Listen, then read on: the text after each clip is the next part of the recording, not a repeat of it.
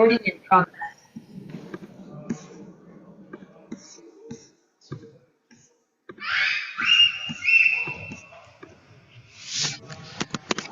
Okay, so welcome everyone. Rohan, I think you just joined. You're joining for the first time, right?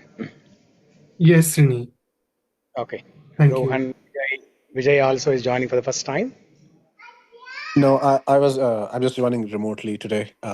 I was there last weekend in person, but yeah, Okay, thank you. sure. Um, okay, so let's continue. So what did we learn last week?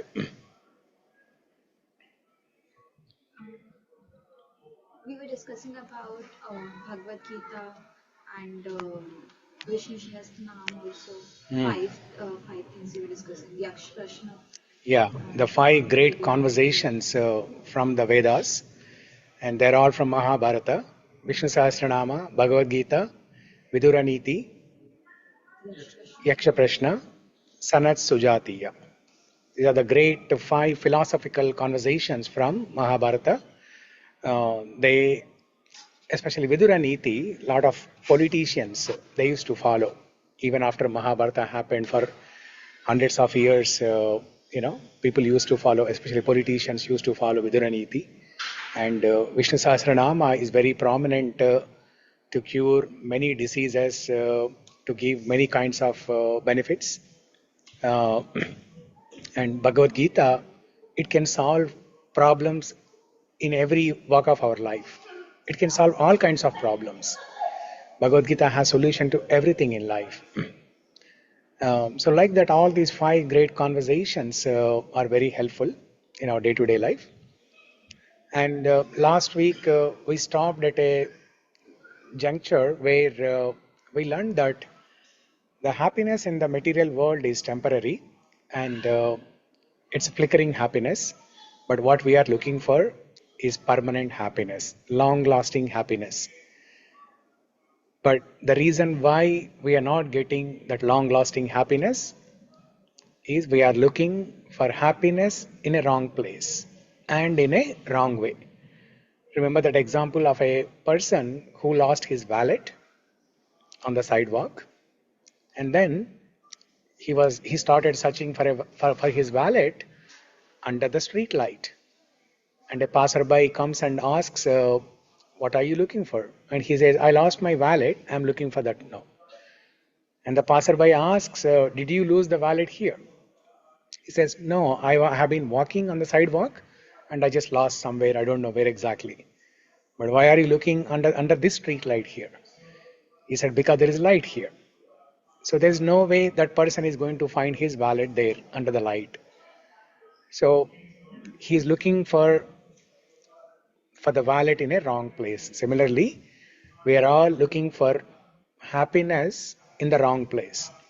This material world is designed to be a place of miseries.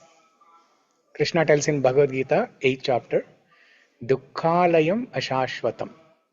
Dukkhalayam means it's a place of miseries. When you say Grandhalayam, what is Grandhalayam? Library. It's a place where you find lot of granthas, lot of books. Pustakalaya, Granthalaya, or Bhojanalaya. Bhojanalaya is a place where you find food. And Devalaya is a temple. Devalaya is a place where you find Deva, the god. Similarly, Dukkhalaya means the place of miseries. By design, it's like this. So when something is by design of particular nature, you cannot expect something different out of it. So any product you buy in the market, if it is designed in a particular way, it will function that way only. You cannot expect a different functionality out of it. Similarly, Krishna labeled this material world as Dukkhalayam Ashashvatam. Ashashvatam means temporary. It's not permanent. So that's why we cannot find permanent happiness in this place. We may find some temporary flickering happiness, but not long-lasting permanent happiness. So the temporary happiness In general, it's called happiness. But the permanent happiness, there is a word for that. That is bliss. So in the material world, we cannot find bliss. We can only find happiness, which is temporary. So today, we'll understand where is the problem. Okay, so that's fine. If we are not able to find long-lasting happiness in this material world, what's the solution then? Right? So let's see.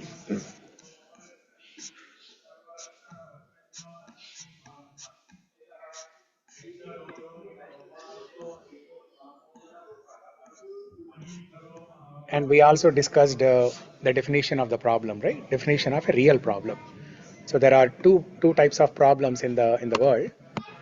Uh, there is a relative problem and real problem. Relative problem is problem to somebody, but may not be a problem to other person.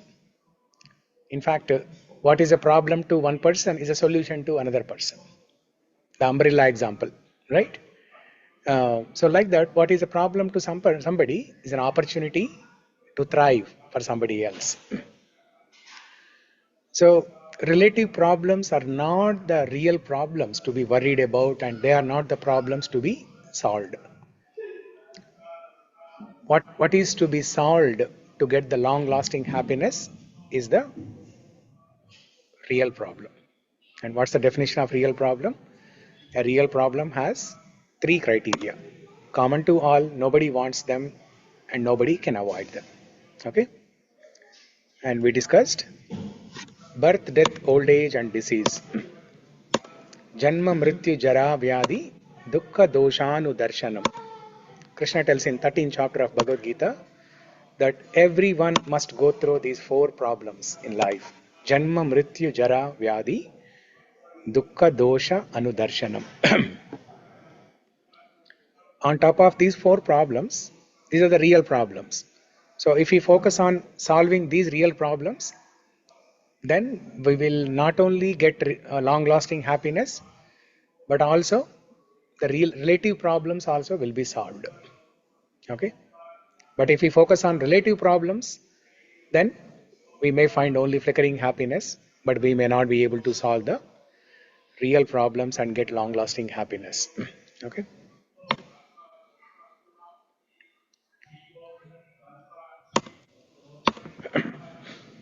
On top of these four problems, there are threefold miseries.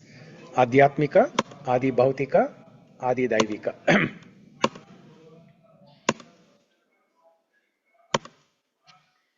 Problems created by our own body and mind. Adhyatmika, Adi Bhautika, problems created by external persons, external living entities. Adi Daivika, problems created by nature. Okay.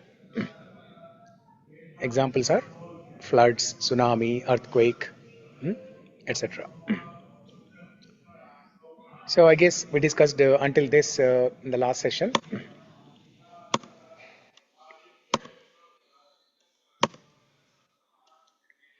So what's the solution?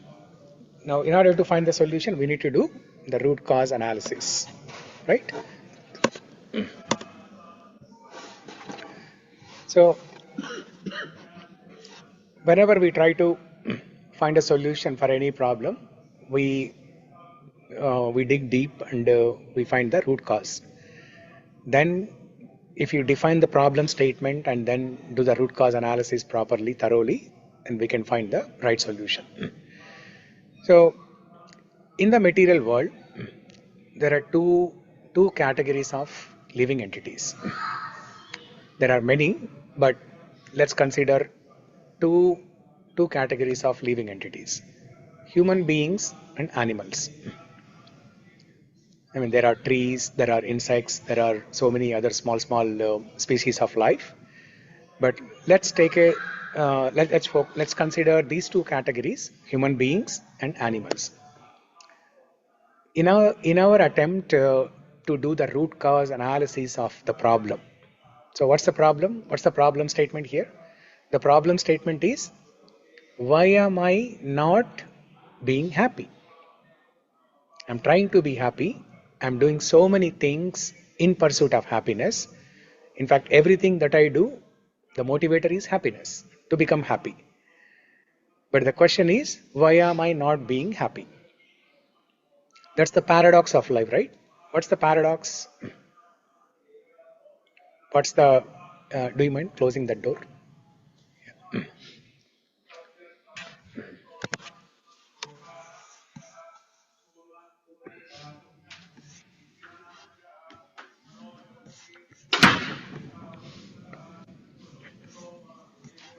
So paradox. Vijay, Rohan, Ashwani, can you define what's paradox?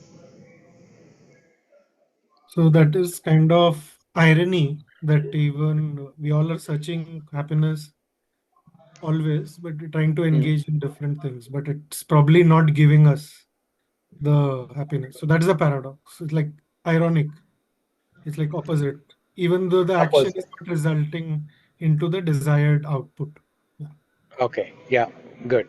So paradox means you do something expecting some result, but what you get out of that activity is completely opposite. That's the definition of paradox. So in the material world, our life has become a paradox. We're trying to become happy, but no matter what you do, no matter how rich you are, how healthy you are, how famous you are in the society, you're not happy. You're not content, you're not satisfied. There is some flickering happiness, some amount of happiness, but there is no satisfaction. A person who is satisfied is a person who is satisfied only can experience long lasting happiness, whereas a person who is just happy, that lasts only for short period of time because it has a shelf life. So, so the problem definition is, why am I not being happy, right? Now, in our attempt to answer this question, what we are doing is we are we are comparing human beings and animals. Okay, these two categories.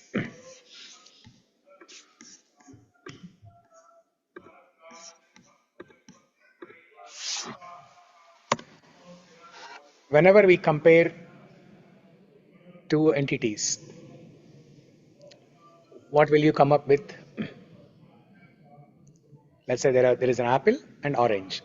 When you compare apples versus oranges, what will you come up with? Similarities and differences. Yeah. So now let's look at the similarities or the commonalities between human beings and animals, and then we'll also look at differences. So there is a shloka in Mahabharata that says, Ahara nidra bhayamaitunam cha samanyametat pashubir naranam dharmo hitesham adhiko vishesho dharmena hina pashubi samanaha. Okay? Nishta, can you read the translation? Both animals and humans share the activities of eating, sleeping, mating, and defending. But the special property of humans is that they are able to engage in a spiritual life. Therefore, without a spiritual life, humans are on the level of animals. Animals. Okay. So now let's look at some of the commonalities between human beings and animals. The commonalities between human beings and animals are eating, sleeping, mating, and defending. Ahara, Nidra, Bhaya, Maitunam. Ahara is eating. Nidra, sleeping. Bhaya is defending. Defending from any danger. Danger from wildlife or danger from other living entities. Okay? Defending. And Maituna, mating. So Ahara, Nidra, Bhaya, Maitunam. These are the four commonalities between human beings and animals. Animals eat, we also eat. But what's the difference? Animals eat in a crude way. Okay? They don't sit at the dining table and buy luxurious, expensive. What do you call that? What do you call the dinnerware? Huh? No, there's a term. What do you call that? Silverware. Silverware. Silverware, but there's another word. The ceramic plates only. There's a word. Crockery? Crockery? That's the word? Okay, yeah. Expensive crockery. So animals don't eat like that. They just eat on the streets in a crude way. Whereas human beings, they do the same activity of eating, but in a sophisticated way. Similarly, other functionalities also, sleeping, mating, defending. Sleeping, animals can sleep anywhere. We see in India, dogs, they sleep anywhere. Even in a railway station, where there is a lot of noise around, there is noise by trains, noise made by people, noise made by vendors selling so many things. Despite all these different kinds of noise, a dog can sleep very nicely, peacefully on the platform. Whereas human beings, they need a lot of sophistication to sleep, and they need sophistication to wake up also. There are different kinds of alarms to wake up, different kinds of expensive alarms to wake up, and different kinds of expensive mattresses to sleep. So, but it's the same activity of sleeping. We are doing it in a sophisticated way. Defending an animal in the forest or an animal on the street always knows how to protect the animal itself and the family members from the danger of wild animals. Human beings also defend in a sophisticated way. We have advanced guns, swords, nuclear weapons, whatnot. We have so many uh, different advanced mechanisms of defending, but the activity is same: eating, sleeping, mating, defending.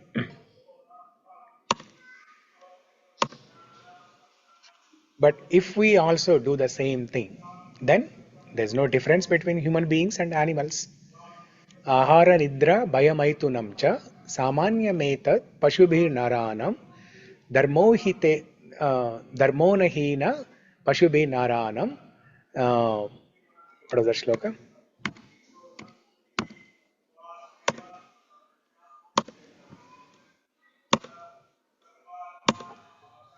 Dharmohitesham adhiko vishesho dharmainahina pashubhi samana. Pashubhi samana.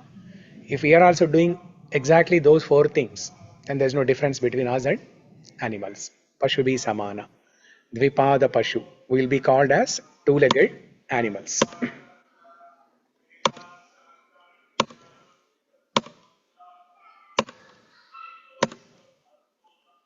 The problem in the society is 99% of the people, they do these four activities. They do it very nicely in a sophisticated way. And then they think there is nothing more to it. There's nothing more to it. If I get nice, delicious food to eat every day, if I have a nice house and a nice bed to sleep on, and if I am protecting, if I am securing my house with security system and all those things, then what else is needed? If I have a nice car, maybe a nice wife and nice husband, so what else is needed in life? That's how people think in general. But in every phase of our life, there are problems.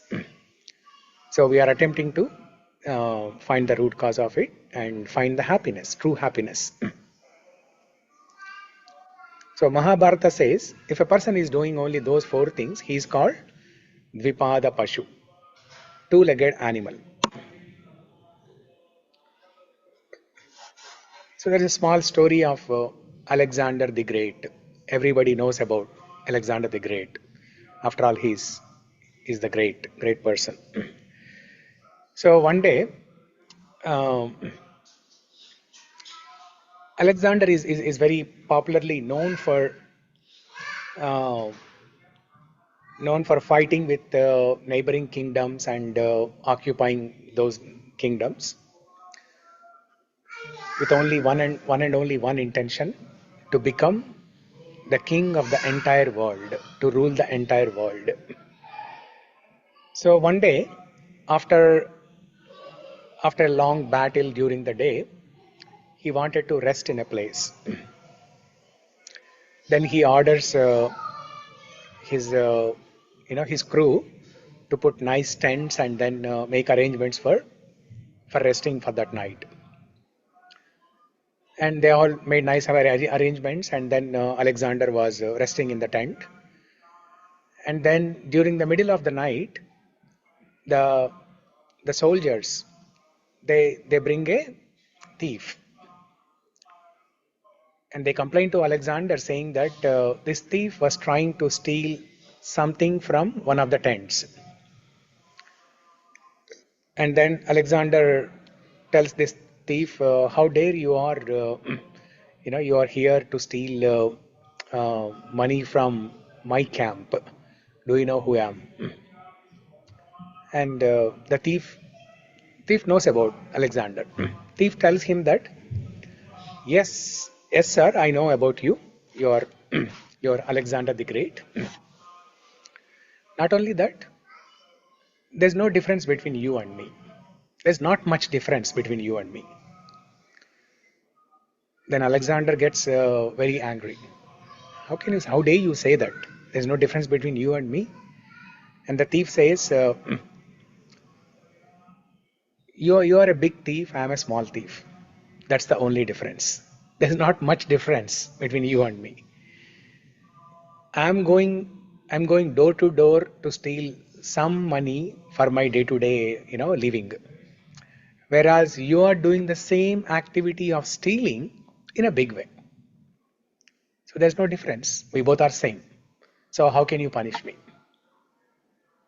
Then something strikes Alexander, and then he starts inquiring into the spiritual knowledge. So something similar happened to Buddha also.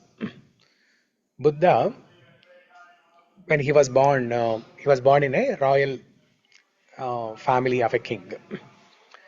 His birth name was Siddhartha. Okay, so Siddharth's father, when Siddhartha was born, he calls a astrologer and makes his chart and asks the astrologer to tell his future. The astrologer looks at the chart and tells him that either Siddhartha will become a great philosopher, or he will become the greatest king ever, and he will enjoy the royal opulence of the kingdom. The father, who's a royal king, he wants his son Siddhartha to grow as a successor of him. He doesn't want Siddhartha to become a philosopher, like a monk or renunciant. So what the father does is he makes all arrangements in the palace. He gives him all the comforts, and he does not expose Siddhartha to any kinds of problems in the society. So he gives orders to all the ministers not to reveal any sad news, any disturbing news to Siddhartha. Always keep him happy and uh, never give any information about any, even a little sad thing also. So that's how he was growing. And one day, Siddhartha, as he grew up to probably 20-25 years of age, he asks the ministers to take him into the city, into the town. Then it's an order of the prince. They have to obey that. So they take him into the town, and as Siddhartha was walking, yeah, can you please close that?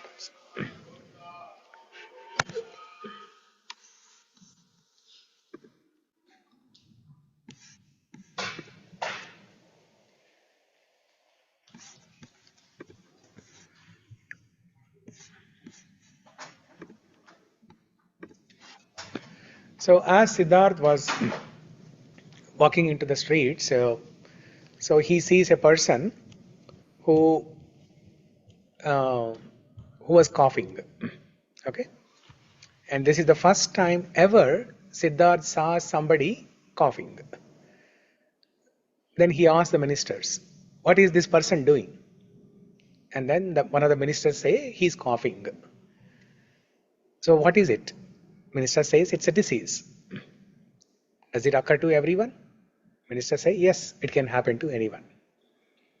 And then as they kept on walking on the streets, Siddharth sees another person holding a stick, and then his body is bent and he's walking limping. He asked the ministers, what is this? Why is this person, his body is bent and he's limping, he's walking with a stick. Well, why can't he walk straight like us? The minister says it's called old age. He's so old that his body is bent and he cannot walk straight, and he needs support of a stick. And then they kept on walking further, and then he sees a dead body being carried by 4 people. Siddhartha asks the minister, what is this and why 4 people are carrying 1 person? And then the minister says that person is dead. That's why they are carrying that person. 4 people are carrying that person to the crematorium. And Siddhartha is surprised to hear this word death for the first time. He says, death? Does it happen to everyone? Does old age happen to everyone? Diseases come to everyone? Minister says, yes, all these things can happen to everyone. Then that time Siddhartha decides to inquire into the higher truth. And then he sits under a tree and he meditates and he gets spiritual knowledge revealed by the Supreme Bhagavan Krishna. By the way, Buddha is an incarnation of Krishna. He is an avatar of Krishna. Every avatar of Krishna has a different purpose.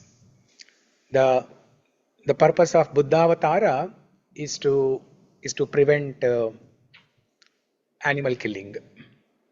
To prevent animal killing.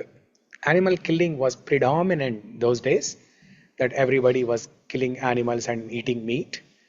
So the purpose of Buddha Avatara is primarily to avoid animal killing, to make people sattvic, not to preach Bhagavad Gita like in Krishna Avatara, or not to exhibit exemplary qualities as Ramachandra, Ramo Vigrahavan Dharmaha. Lord Rama is an embodiment of great qualities. So in Buddha Avatara, you don't see any of these things. The only purpose of Buddha Avatara is to prevent animal killing. So then Siddhartha meditates and then he gets enlightened and he gets liberation, nirvana. You might have heard these words, right? Nirvana, enlightenment. Most of us hear these words from Buddha's story only. Nirvana, enlightenment, we hear from Buddha's story. So like that, unless we inquire into the absolute, then there is no difference between animals and human beings. If we are busy 24 hours a day, 365 days a week, in doing those 4 things, eating, sleeping, mating, and defending. Seed, you can make an abbreviation, SEED. Sleeping, eating, mating is enjoying, and D, defending. SEED, seed. Okay. So we need to inquire into the absolute truth.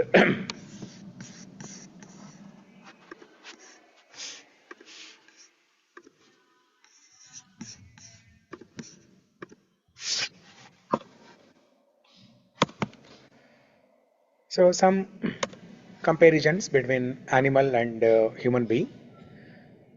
So we discussed what were the commonalities or similarities between human beings and animals. Now the differences. Human beings have this special prerogative of inquiring life and death. Animals cannot do this.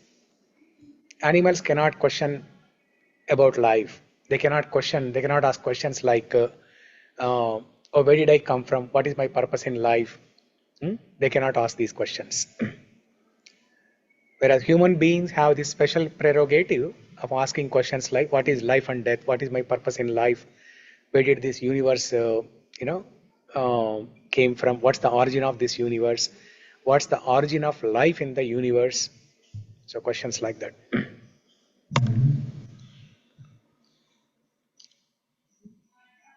Now this picture tells everything about animals.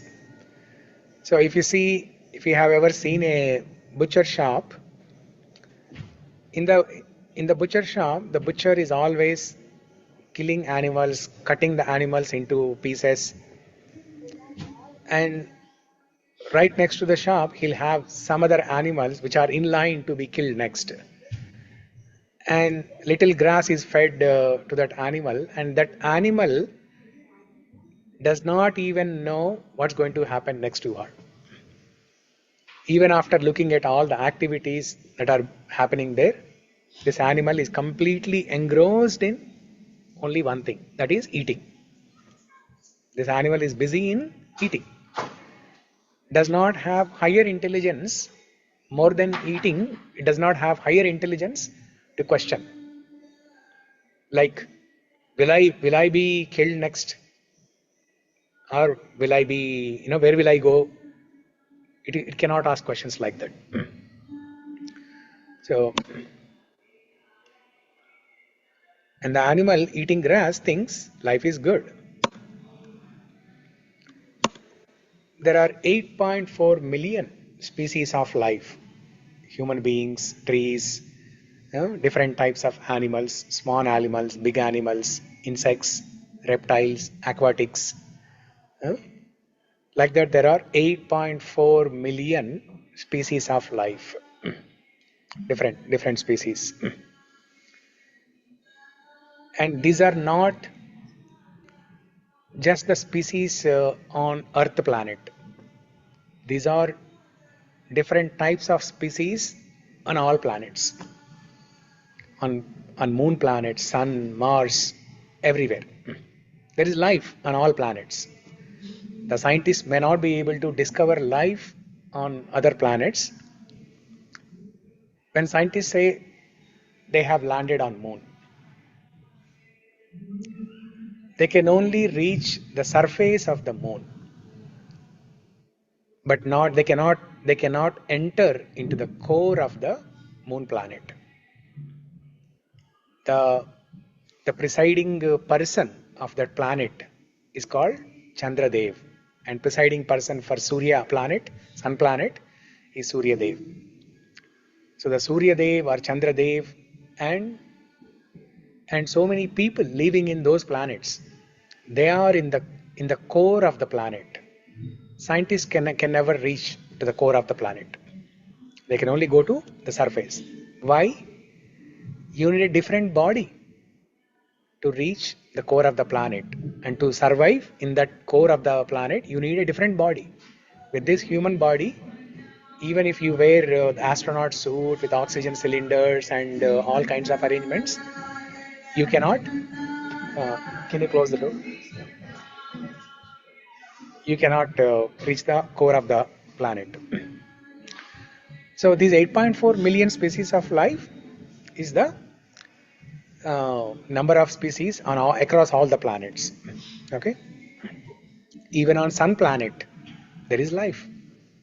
How life is how people survive on sun planet when it is so hot there. Now when the temperature reaches 110 degrees here on a sunny day in summer, we cannot tolerate that. But now what to speak of life on sun planet? How can they survive? Because they have been given a different body to survive on sun planet. And this includes number of species in heavenly planets, hellish planets, everywhere. Okay, in heavenly planets, the different demigods, Indra, Varuna, Vayu, Agni, and there are Apsaras, uh, different different people in heavenly planets, Swargaloka. And in hellish planets, Narakaloka, there are different, like demons and snakes, all those different, creatures. So 8.4 total. And why 8.4? Why not a different number? Why not 9.4? Or why did not they make it like a round figure, saying that 10 million instead of 8.4? Why not 10 million? The Vedas say that this 8.4 million species of life have been classified based on the number of desires a person can have. A person can have 8.4 million types of desires. Now, to fulfill those desires, to fulfill different desires, you need different bodies. Let's say you are looking at the sky, and you're always amazed to see how birds are flying effortlessly, very freely, without any expenditure. Whereas the Boeing, jumbo jets and all these planes, we are spending so much money on them, and then still there's a lot of struggle to fly them successfully, and there are some failures occasionally. So when you are looking at the birds, and if you are amazed and you are attracted to the birds like that, that means you are developing a desire to fly like a bird. So in the next life, you will be given a body of a bird to fulfill that desire. If somebody is eating meat on a daily basis, like let's say somebody is eating meat like every day in the human body, in the human life. So in the next life, they'll be given a body of tiger or lion so that they can kill other animals every day and eat meat. So different bodies are given in different species to fulfill different desires. And a jiva can have a living entity. Jiva means a person, a living entity can have 8.4 million types of desires. That's why this classification of 8.4 million species of life. Yeah.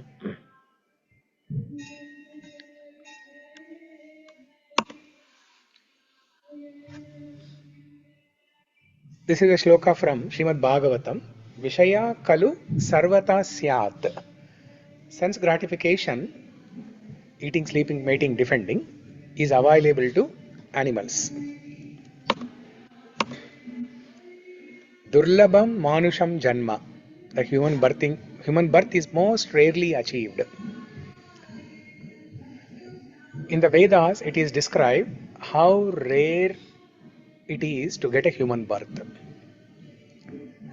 The rarity of human birth is explained with an analogy. The analogy is, imagine there's a turtle in the sea, and then there is a wooden log floating on the surface of the sea. The wooden log is somewhere else, and the turtle is in a different place. The turtle is swimming in the sea, and the wooden log is floating on the surface. The wooden log has a hole. If there is a task for the turtle to reach that wooden log and then insert the head through the hole of the wooden log, what's the probability? What's the probability of that wooden log to float and come near the turtle, or the turtle to go near the wooden log? Because both are floating. The turtle is swimming and the wooden log is also floating on the water. So what's the probability of these two meeting at one point? And even if that happens, what's the probability of the turtle piercing the head through the hole of the wooden log? It's almost impossible. It's almost impossible. The Vedas explain that the rarity of human birth is exactly like that. So after many lifetimes, we have achieved this great gift of human life. And if we are wasting this human life, then we are called fool number one. Nothing else, fool number one. So,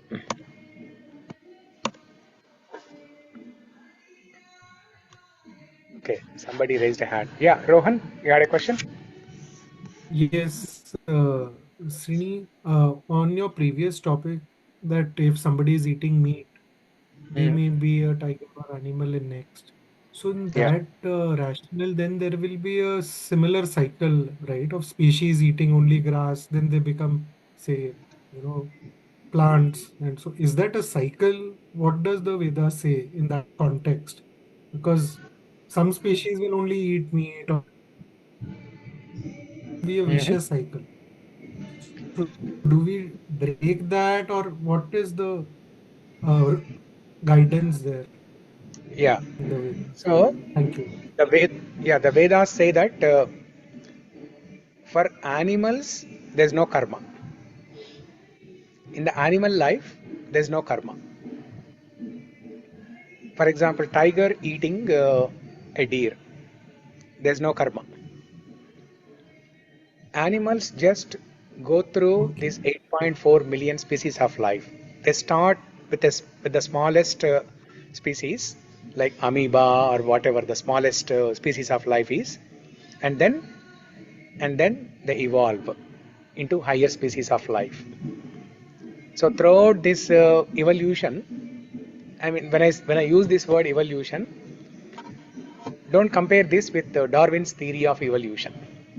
Darwin's theory of evolution is totally wrong. He says, according to the theory of evolution, human beings came from apes, monkeys. That's totally wrong. Okay. So, but there is a evolution from lower species of life to higher species of life, and during this process, there's no karma. If one animal kills another animal, there's no karma. Whereas human beings, if human beings kill other animals or other human beings, then there is karma. So let's say goat or cow is eating grass. In the next life, the cow does not become the plant or grass. The cow, after cow, it is human life actually. The life before human life is cow. So after all the 8 point, uh, you know, 8.4 minus 2, okay? You do the math and whatever is the number. 8.4 million minus 2, whatever is the number.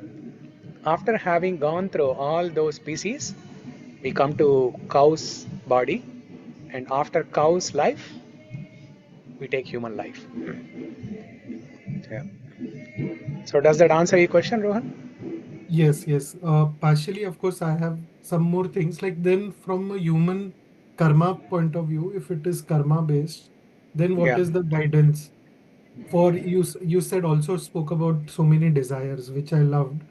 Like if Yeah. there are say 8.4 million desires, and I have desire to fly, like lot of Hmm. times somebody feels that I wish I could fly. Yeah. So if that is really true and with heart and intent, are you saying then in next life chances are you have ability to fly? Is that the karma? That is what I was trying to understand. Okay. So I'll explain. Uh, occasionally getting these thoughts, getting these desires that, hey, how nicely the bird is flying effortlessly. I wish I could fly like that. Occasionally, if somebody thinks like that and not get attached to that, then that's fine. But if somebody is attached, if somebody looks at something, they contemplate on it, and then they develop a strong desire and become attached to that desire, and uh, and that strong desire becomes lust. Lust means something. Lust means strong desire to achieve something. So if we develop lust, desire is fine. Occasional desire is fine. But if we contemplate on that desire, if we meditate, if we sleep on that desire and make it into lust, a strong desire to obtain something, and think about that at the time of death, then we will get that body in the next life. Krishna tells in Bhagavad Gita, Antakale cha mameva smaran muktva kalevaram yaprayati samadbhavam yati nastyatra samshayah. Whoever, whatever state, whatever a person thinks at the time of death, that state he will become in the next life. At the time of death, our entire life is flashed in front of us for 10 seconds. It's a playback. Everything is played back in front of us for 10 seconds. Whatever we have done in the entire life, good and bad, everything is played, in a flash for 10 seconds. And that's the examination. We are given an opportunity to remember something just before we leave the body, just before the soul leaves the body. Now, the soul will naturally think about that activity or that thing to which the body is attached to which the person is attached to during the lifetime. If somebody is attached to one of the family members, it is possible that in the next life he will be born within the same family, either as a human being or he will come to the same family as a pet. If somebody is attached to their business, it is possible that, let's say somebody has a shop and somebody is so attached to the business in the shop, because from morning till evening, that's what they have been doing, right? Day in and day out, they have been sitting in the shop and doing the business. Naturally, they are attached to the business, and that is what they will think at the time of death. So what happens if somebody thinks about their business or shop at the time of death? Probably they'll be born as a worker in that shop. They'll be born somewhere, and eventually he will come as a worker in that shop, same shop for which he was the owner, or he'll be born as a cockroach so that he can go everywhere in the shop because of the attachment. So there was a nice joke about this. So one person, he has three sons, Ram, Lakshman and Govind. Three sons, he named them as Ram, Lakshman and Govind. His intention was, he was very inspired by story of Ajamila in Srimad Bhagavatam. What is Ajamila story? We'll discuss some other time. So the intention is to be able to chant God's name at the time of death, to be able to remember God at the time of death. That's why he cleverly put these names, Ram, Lakshman and Govind, so that at the time of death he can call the three sons, and in that way he will remember God. That's a good intention, but here is what happens. So this person has become very old. He is 80, 85 years old, and then he was on the deathbed, and he knew that he had only last few minutes before he's going to leave his body. So he wanted to call his sons and give him all the confidential details. So he calls Ram. Ram comes. Lakshman comes. Govind comes. Now looking at three of them, he says one thing. If all of you are here, if Ram, Lakshman and Govind is here, who is taking care of the shop? You fools, you go and spend time in the shop. And then he leaves his body and he dies. So what happens? Even though he has kept the names of gods to the three children, but at the time of death, the last thing that he has done is thinking about the business. And then probably in the next life, he is born as some human being, and after a few years, he joined as a worker in the same shop, or maybe a cockroach, something. So whatever we practice during our entire life, whatever we think during our entire life, whatever we meditate upon during our entire life, that's what we will think at the time of death. And in our next life, our destiny will be according to that.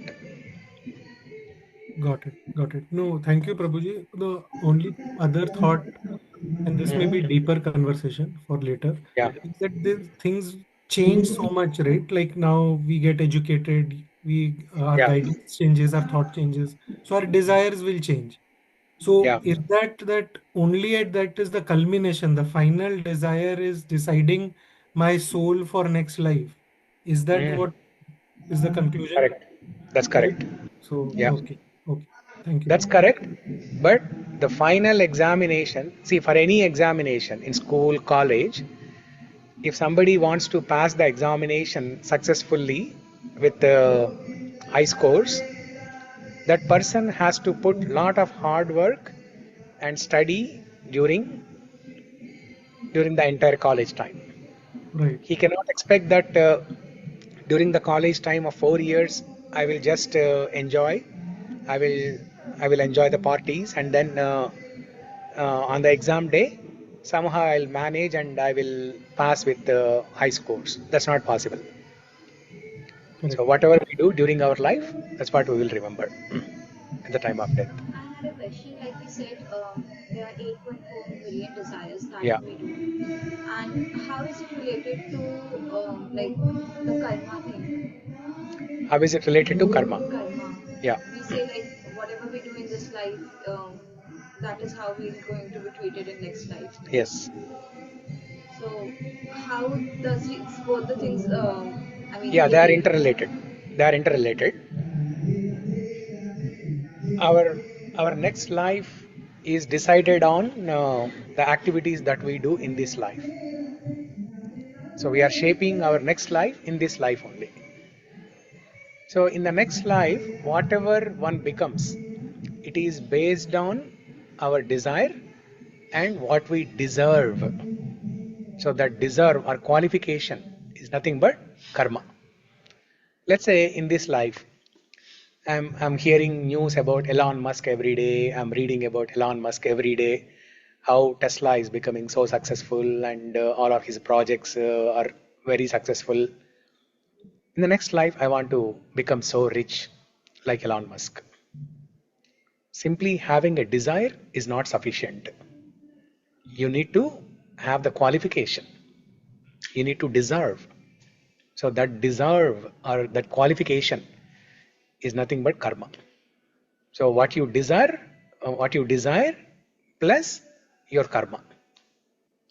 So according to your desire and your karma, you will be given birth into certain species of life. Yeah. And if somebody makes a desire throughout the life, if somebody makes a desire, I want to remember God all the time. I want to love God all the time. Then in the next life, you will either directly go to the spiritual world where you can find eternal happiness, no more birth, death, old age, and disease, or if your sadhana is not perfect, you still need more time, then in the next life, you'll be born in a nice devotee family so that right from the childhood itself, you'll practice bhakti and then you will achieve perfection. Yeah. Okay. So coming back here, yeah, this is what we want. We want people to ask questions, because without questions we don't learn anything, and that's what the Brahma Sutra says. Brahma Sutra says, Atato Brahma Jignasa. Atato Brahma Jignasa. The Sanskrit word Atato means therefore, hence. Brahma Jignasa means inquire about the absolute. Inquire about the absolute truth. Now, what does it mean? Therefore, you inquire about the absolute truth. It doesn't make much sense, right? So, what does therefore mean? Therefore means there has to be something before, right? So, what is there before therefore? The thing before therefore is because no, you have taken human birth. Therefore, you inquire. So, the thing before therefore is you have taken human birth. So the Brahma Sutras are like this. They are coded statements. They are encrypted. Now we need a guru, a spiritual master, an acharya to decode them so that we can understand. So Atato Brahma Jignasa.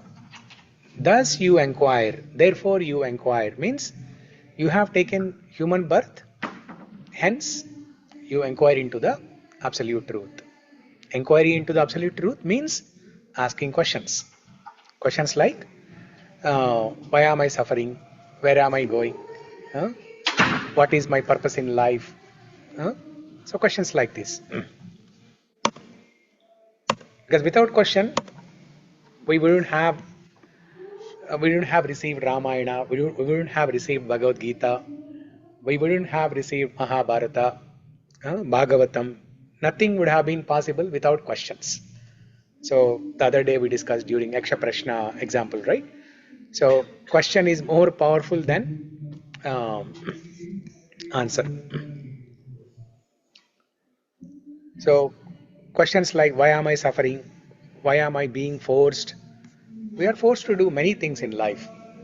We are forced to eat. We become hungry after 4 or 5 hours. We are forced to eat. We are forced to drink water. And when we eat and drink, we are forced to go to bathroom. We are forced to do many things. So you ask questions. Why am I being forced? We are being forced to sleep. We are being forced to wake up. We are being forced to do many things actually. So we are not doing things voluntarily.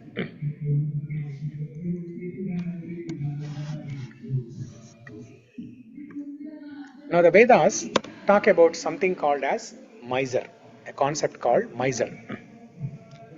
So who is a miser? How do you define miser? Who doesn't spend money? A person who is very rich, who has lot of wealth, but doesn't spend. Such a person is called miser. Kanjus. Kanjus bolte hai na? Now the opposite of miser is, the Sanskrit word for miser is kripana. Opposite of kripana is brahmana. Now we'll understand who is a kripana, who is a brahmana. Now as he said, a person who has a lot of wealth but he is not spending, he is a miser. Now what is this wealth in the context of our current topic? Inquiry into the absolute truth, spirituality, life lessons. In this context, what is that wealth that we are talking about here? The wealth is knowledge, you're close, intelligence. Okay? The human beings are given higher intelligence, higher intelligence than what animals have. We saw the difference between human beings and animals, commonalities between human beings and animals. The intelligence of animals is very limited. They also have intelligence, but their intelligence is limited to those 4 things: eating, sleeping, mating, and defending. A cat has the intelligence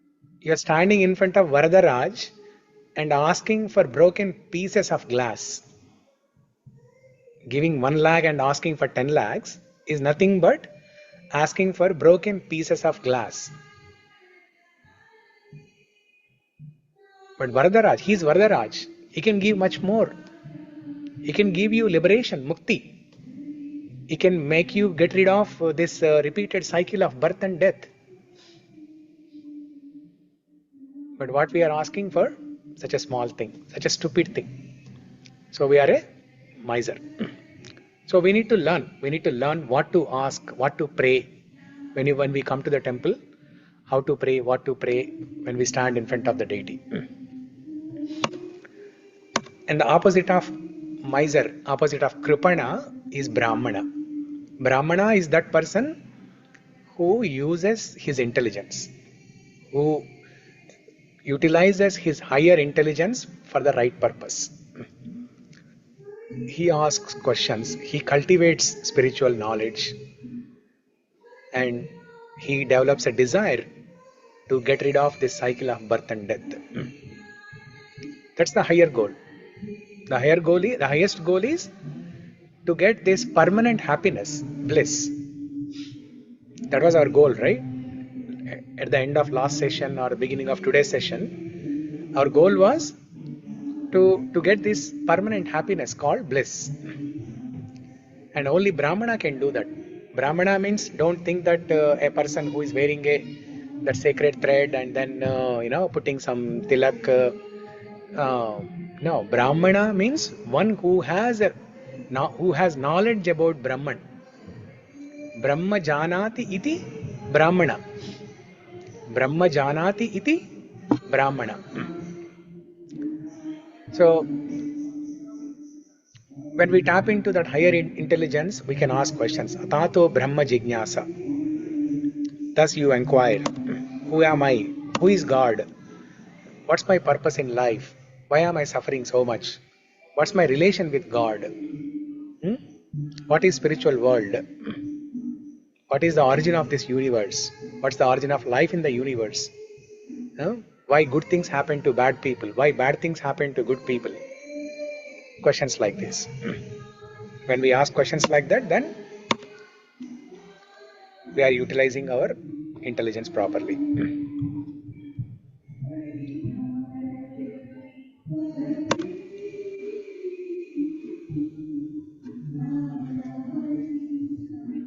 This is the shloka from Srimad Bhagavatam, 11th canto, 9th chapter, 29th shloka from Uddhava Gita. Manusham artadam anityam apiha dhiraha. Although human life is temporary, it affords one the opportunity to attain the highest perfection. And how can we attain the highest perfection? The Paramapada. Highest perfection means the Paramapada. How can we attain the Paramapada? By asking questions, by cultivating spiritual knowledge, by reading Bhagavad Gita, Srimad Bhagavatam, Ramayana, Mahabharata. By reading scriptures, we cultivate the spiritual knowledge and then we attain Paramapada.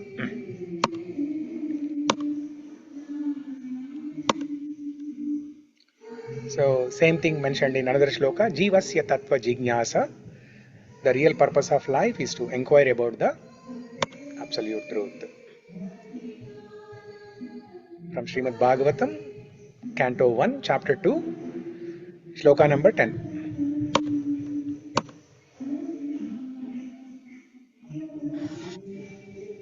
So thus inquire into the absolute means asking all these questions. Why am I suffering? That means you are doing the root cause analysis. So about 10 years ago, the way I was connected to this iskcon movement and then I was inspired to practice bhakti yoga is I had a burning question. The burning question that I had was,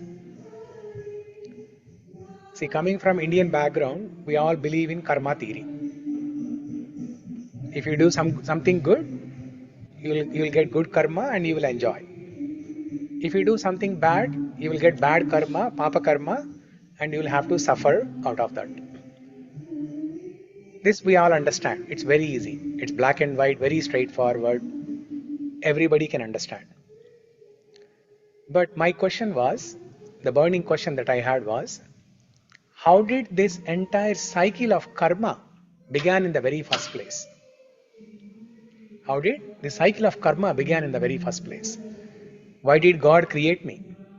If God did not create me, I wouldn't have suffered like this. So why did God create me without my permission? Right? So, so I had some burning questions like this. Then when I was working at Oracle that time, there was a colleague who was already practicing his bhakti yoga, who was already reading Bhagavad Gita, learning Bhagavad Gita, and he was teaching Bhagavad Gita also.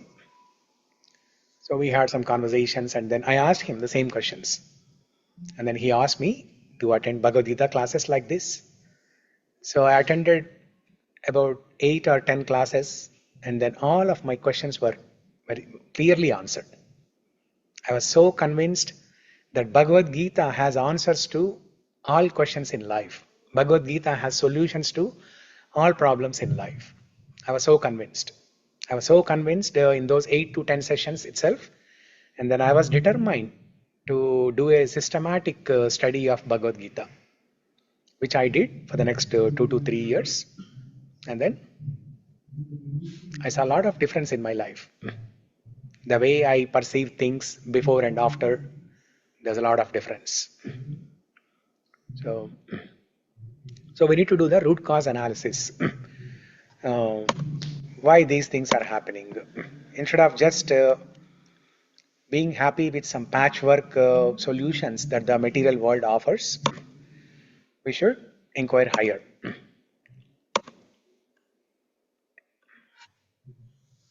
Okay, so thus we complete this first session called Search for Happiness. Okay, in the next session we will learn about, does God exist?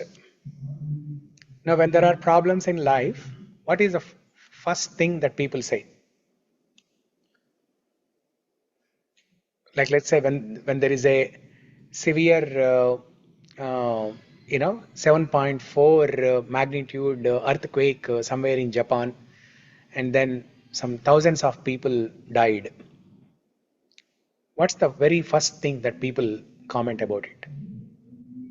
Blames God or blames God or ask question like why did God? They blame on God, right? Oh, why is God so cruel? Why is God so cruel? Or we hear about some incidents in Texas where uh, a person with a gun goes into school, elementary school, and then he shoots innocent people, innocent children. Now when we see innocent children getting killed like that, obviously we know that those children have not done any mistakes, they haven't done any sinful activities in this life. They're all 5-6 years old, they haven't committed any crime. So our immediate question will be, why is God so cruel? So whenever there is a problem, in movies also we have seen, right? When there are problems, then the hero or heroine, they go to the temple and they bang the bell, so many times, singing some song, calling God. Uh, if at all you exist, you come in front of me and solve my problem. Uh, so things like that. So whenever there is a problem, our focus goes to God, or the first person that we blame on is God. So in the next session, we will discuss the topic called, does God exist? If at all we assume that God, the so-called God, is the root cause of all these problems. Remember, we are doing root cause analysis, right? Now we need to find what is the root cause. So our assumption is God is the root cause of all these problems. So before we know whether God is the root cause of all these problems or not, we need to know whether God exists or not. So that will be the topic for next session. So before we conclude, any questions, comments, reflections? Yes, Prabhuji, I had a couple of things. Yeah. No, this is very enlightening. So thank you. And I'm looking forward for next session. Primarily, that was also one of my questions and thoughts. But one thing you spoke about perfection and achievement, that we go towards moksha and thing. So if that is how the ideal world was, then our existence would be questioned completely, right? That's very difficult to imagine. That if there is no problems or nothing, like you're saying, right? If everything good karma was done by everybody, then in next life, whenever that next life for everybody comes, Yeah. everything is aspirational. So is that what we are going for? Is the end state of happiness, the bliss state rather? Is Yeah. that correct understanding? Yeah. See, the intrinsic nature of the soul is to be happy always. Anandamayo bhyasat. That's the intrinsic nature. The intrinsic nature of sugar is sweet. You cannot separate sweetness from sugar. Similarly, we cannot separate jiva from happiness. It is the nature, the intrinsic nature of jiva. It is the, you can call it as right. It is the right of jiva to be happy. So we are in the material world, we are suffering. And this is not our place. That's why we are suffering. And we are looking for happiness here. We are looking for happiness in the wrong place, in a wrong way. That's why we are not getting that happiness. So our goal is to get liberated from this material world, go to the spiritual world where we can find eternal happiness. Is Okay. that clear? Yeah. Yes. Thank you. Yeah. Anything else? Anyone? Yeah, yeah. Sure. How about you? Okay. Fully enlightened? What's Next Saturday, 6:30 PM time. Yeah. what is the answer to your question, the burning question that you had? How is this karma cycle all started? Yeah. So we have a topic 5 on this session. Why do bad things happen to good people and vice versa? During that time, we can discuss in detail. But to give you a short answer, this cycle of birth and death, or the cycle of karma, it began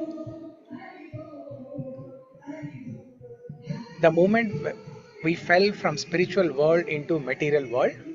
That is when this karma cycle began. And why did we fell from spiritual world into material world? Our original position is spiritual world. That's our eternal place. That's our permanent home, where God is there and where we also belong. We serve God and be happy. Not be happy. You stay happy all the time. Be happy means you are not happy, but you become happy. But you stay happy. You're always happy there. Eternal happiness. When you serve God in the spiritual world, you get eternal happiness. But among the so many unlimited number of souls in the spiritual world, some souls, they thought, oh, why should I serve God all the time? Why can't I become God? Why everybody is serving God? Why don't they serve me? I want to become God. So some souls, they develop desires like this. The moment they get a desire in their mind, God sanctions it. He says, Tadastu. And then we fall from spiritual world into material world. God says, you want to become God? Okay, you can go to the material world and experiment if you can become God or not. I'll give you all the comforts. I have created a Disney world for you with all the facilities that you wanted. I have given you all the resources, all the richness, everything is there in the material world. You go and experiment. If you are able to become God, yes, you stay there. Now we fall here into the material world, and that is the beginning of this karma cycle. So once we fall into the material life, we take birth in one species of life, and then eventually human life, and then in the human life, whatever we do, there is always an account of good karma and bad karma. In animal life, there's no account. Once we take human life, whatever we do, we are responsible for that. If you do good activity, you'll get good karma. If you do bad activities, you will get papa karma, and you will suffer. And then the cycle continues until you read Bhagavad Gita, which is the life manual, and ask questions. Why am I suffering? Where am I going? What's my purpose in life? Until you read Bhagavad Gita and look for answers, we will not be liberated from this cycle. And this is what oftentimes people say, right? That, oh, I did not know that I have to read Bhagavad Gita. How would I know? Nobody told me. My parents did not tell me. My teacher in the school did not tell me. My friends did not tell me. My siblings, nobody told me. It's not my fault. And how can God make me suffer for no fault of mine? Now, let's take the driving example. Let's say somebody came from India to America. Now, can they start driving the way they drive in India? On the left side, and then without following any lanes, without following traffic laws here, can they drive like that? No. And if a cop catches them, can we say that, oh, I did not know that there's a DMV book I have to read, and I need to understand the traffic laws? I did not know. Nobody told me. Can we say that as an excuse? Ignorance is not an excuse. Oftentimes people say ignorance is bliss, but ignorance is not bliss. Ignorance is not an excuse. Whether you know or don't know, whether you commit a sin knowingly or unknowingly, a sin is a sin. A sin is a sin, and sinner will be punished. So it is our responsibility. Just like when we come to America, we get the information. Somehow we get the information that we need to read the driving book. Similarly, a sincere seeker will always find. In Bible, it is mentioned, seek and you shall find. Seek and you shall find. So a sincere seeker will always find answers. So if you have that sincerity to know these questions, to know answers to these questions, you will be just like how you are all connected to Bhagavad Gita. That means you have some sincerity. Whether you expressed these questions verbally to someone, or you had those questions in your heart, but somehow Krishna arranged this facility where you got connected to Bhagavad Gita. Just like how I was connected to Bhagavad Gita 10 years ago and lived in India for 30 years and never read Bhagavad Gita, never touched Bhagavad Gita.